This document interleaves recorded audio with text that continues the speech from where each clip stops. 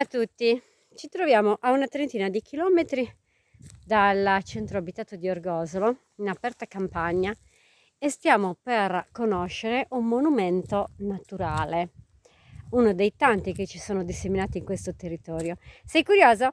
Allora io, Beniga di Gontu, è un alveo completamente asciutto, un letto di fiume, e questo leccio, guardate un po', è cresciuto su una roccia, una immensa pietra che ospita un albero gigantesco. È impressionante, enorme, maestoso.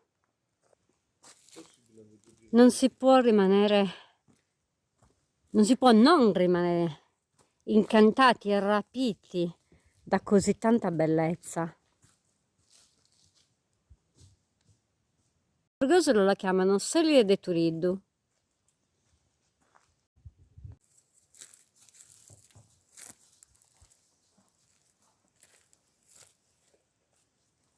Arrampicati sopra l'albero, guardate, è impressionante. Vedete laggiù c'è il vuoto, io sono proprio a cavallo dell'albero e lui ha tantissima storia da raccontare. Guardate i rami.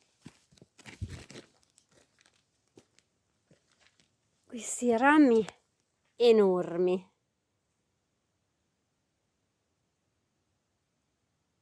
E si trova su una roccia, su un terrazzo.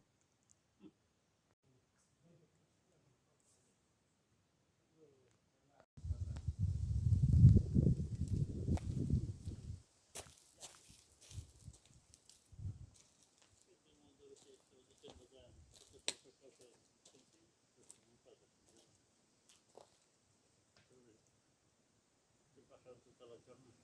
Eh sì, arriverà in non so,